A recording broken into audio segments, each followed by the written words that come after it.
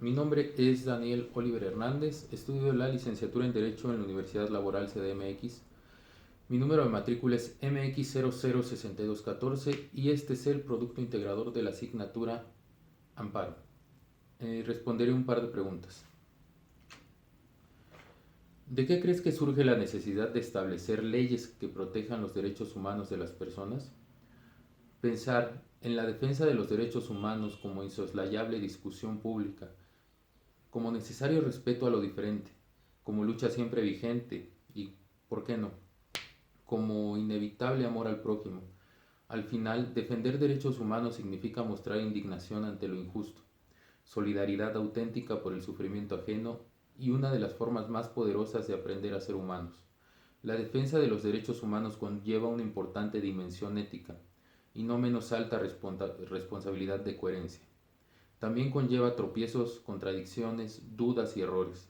La defensa de los derechos humanos conlleva dosis de pasión, que es diferente a ser apasionados. El amparo vino a revolucionar las leyes de apoyo a los derechos humanos.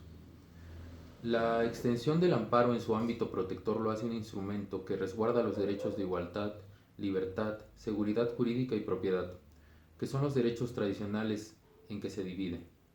Es el amparo en nuestro país el que se encarga de asegurarlos, porque una virtud que le han dado todos los tratadistas es que el amparo es un juicio que protege todos los derechos antes mencionados, y no como en otros países que son procesos separados.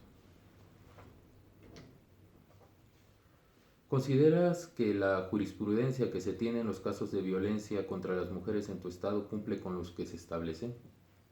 La violencia a las mujeres no está solo en el asesinato, en las fiscalías, sino en las fiscalías que no responden a tiempo o en absoluto a las denuncias de desaparición, en los policías que no intervienen a los llamados de ayuda, en la comunidad que no se involucra en problemas de pareja porque los trapos sucios se lavan en casa, y en buena medida a la carencia de datos unificados y minuciosamente catalogados a nivel nacional. Sin datos precisos y completos, ¿cómo vamos a poner un alto a tantas muertes? ¿Cómo podemos diseñar políticas públicas a ciegas?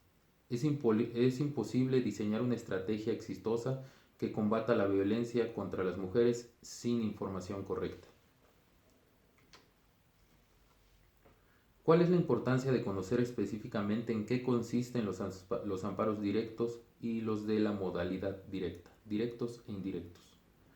Primeramente debemos tener en cuenta cuáles son los supuestos que contempla la ley de amparo para presentar nuestra demanda de garantías, puesto que si no sabemos ante qué caso procede este juicio, por consecuente no entenderemos ni siquiera cuándo procede un amparo directo y cuándo uno indirecto.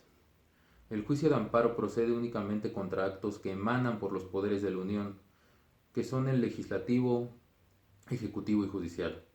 Y estos son los actos administrativos, sentencias judiciales o la expedición de nuevas normas o las leyes existentes que afectan o pueden afectar nuestras garantías individuales que tutelan nuestra Constitución. Para entender mejor cuándo procede un amparo directo o indirecto debemos seguir la siguiente regla.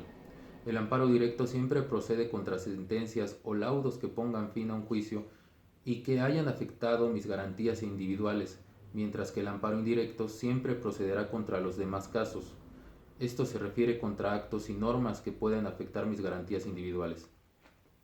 Quizás podríamos pensar en que es mejor presentar siempre una demanda de amparo indirecto. Sin embargo, primero debemos ver si contra el acto que te quieres amparar es procedente el juicio de amparo indirecto, ya que si no es procedente la demanda será sobreseída y en pocas palabras no entrará a su estudio por el órgano juzgador.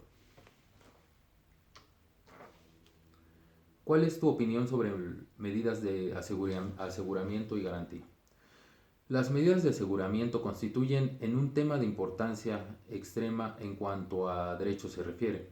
No ha sido pacífico el tratamiento de este acápite dentro de la doctrina y la jurisprudencia, sobre todo cuando la enfrentamos al postulado constitucional y legal de la presunción de inocencia, pues deviene inexplicable que al mismo tiempo pregonemos el respeto irrestricto de la libertad y la presunción de inocencia y detener previamente al procesado. Vasta y respetada ha sido la producción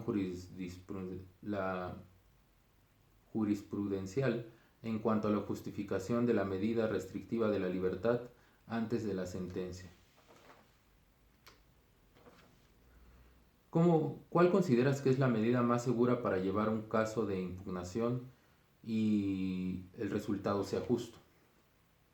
Siempre que se produzca una fase de tensión entre un juez y un abogado, y sea cual sea la situación que la origine, el abogado debe ser ante todo prudente, muy racional y responsable de sus actos, siendo consecuente de que una subida de tono en el acto del juicio puede traerle consecuencias muy desagradables. Por ello siempre hay que mantener la calma y transmitir al juez nuestra disconformidad con la situación que nos afecta, empleando para ello todos los medios de impugnación, protesta o consignación en las actas necesarias para en su caso hacer valer nuestros derechos, no solo en otras instancias judiciales, sino también ante un eventual procedimiento disciplinario. Sin embargo, es importante mencionar que dichos medios de impugnación pueden tener distintas características y clasificaciones en cada materia en específico. Los diferentes recursos que se deben emplear en cada materia y las personas que tienen derecho a impugnar en cada caso en concreto, así como el procedimiento contencioso administrativo como otro medio de impugnación. ¿Cuáles son y qué es lo que se debe de referir al momento de impugnar alguna anomalía en el proceso que se nos presenta en nuestro quehacer diario como abogados?